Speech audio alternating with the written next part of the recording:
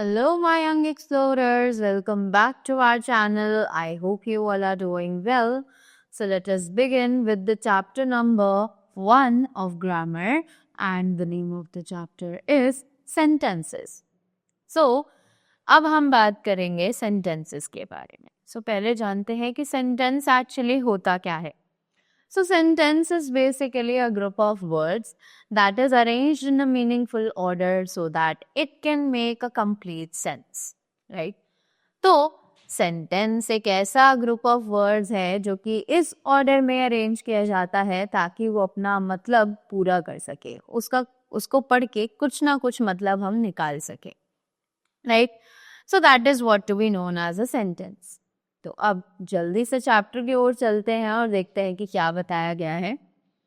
Read and understand. तो अब हमें इसे रीड करना है और समझना है. Let us see. Everyone was very excited. Complete sense, a sentence. So हमने देखा कि इस सेंटेंस में एक्चुअली एक कंप्लीट सेंस निकल रहा है, तो इसीलिए हम इसे सेंटेंस कह सकते हैं. वहीं you not doctor, incomplete sense, not a sentence, कि ये एक्चुअली एक कंप्लीट सेंटेंस है ही नहीं क्योंकि इसमें कोई भी सेंस बन ही रही नहीं है, right? So a sentence is group of words that makes a complete sense. कि एक सेंटेंस एक ऐसा ग्रुप ऑफ वर्ड्स है जो कि एक कंप्लीट सेंस बनाता हो, यानी उसका कुछ ना कुछ मतलब निकलता हो, right? Now they say that a sentence always begins with a capital letter and ends with a full stop, a question mark or an exclamation mark. तो एक सेंटेंस जो है वो हमेशा एक कैपिटल लेटर से शुरू किया जाता है, एक फुल स्टॉप, क्वेश्चन मार्क या फिर एक एक्सक्लेमेशन मार्क पर हमेशा उसे एंड किया जाता है, right? Next, we have the topic which is the phrase. Now, what they are telling us about the phrase? Let's see.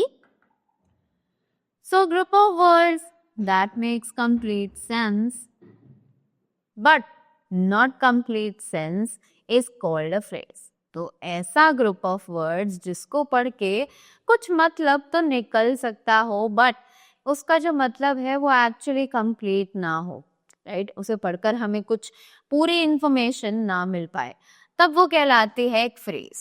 For example, wonderful time, beautiful painting, right? So ये हमारे examples में दिया गया है, जैसे कि वंडरफुल टाइम और beautiful painting.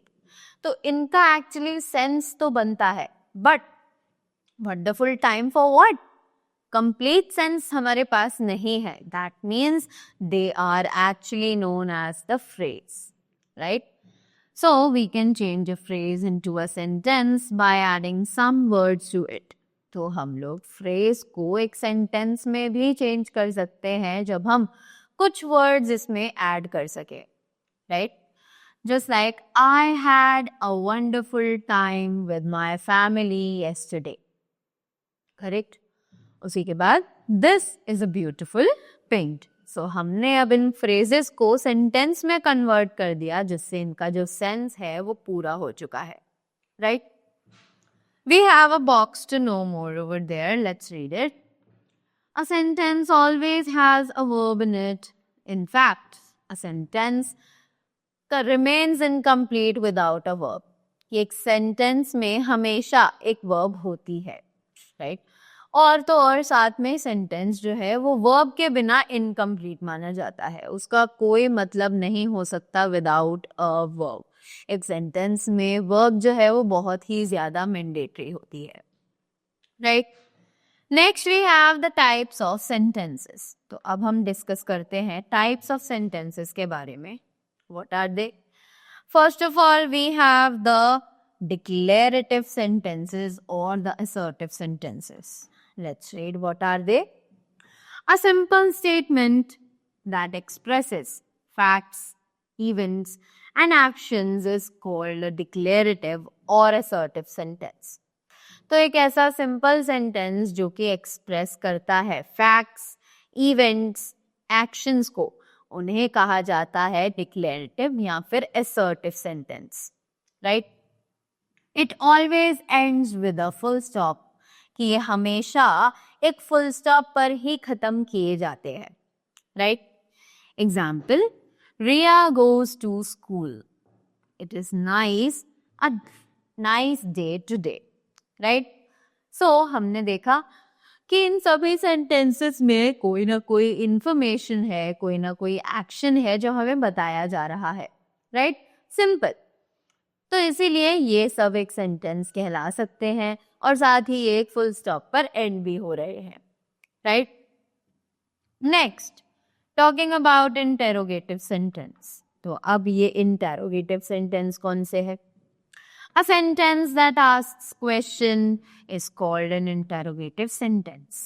कि एक ऐसा सेंटेंस जो कि क्वेश्चन पूछता हो उसे कहा जाता है एक interrogative sentence.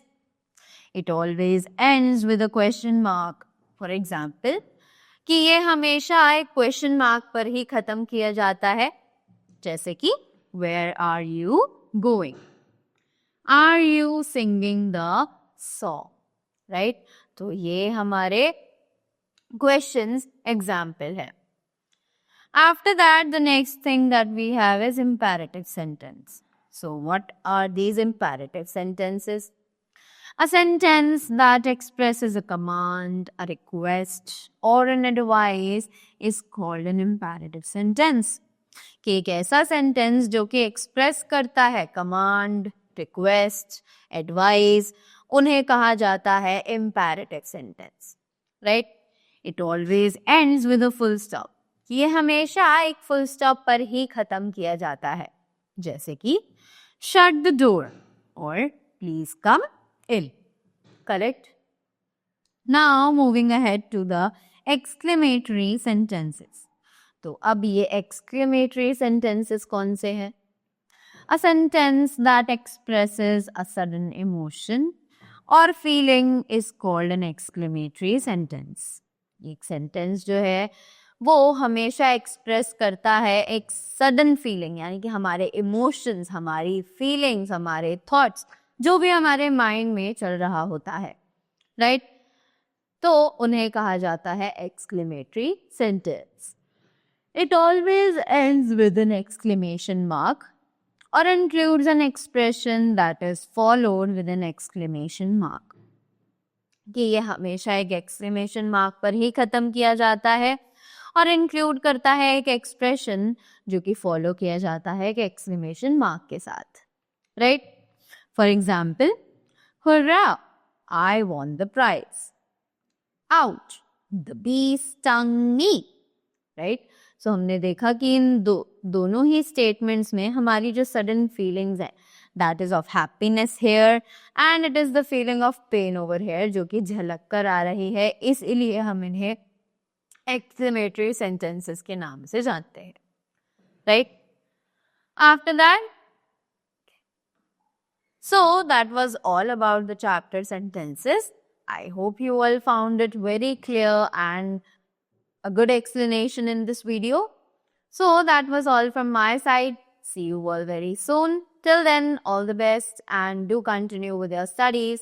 Thank you so much and have a great day ahead.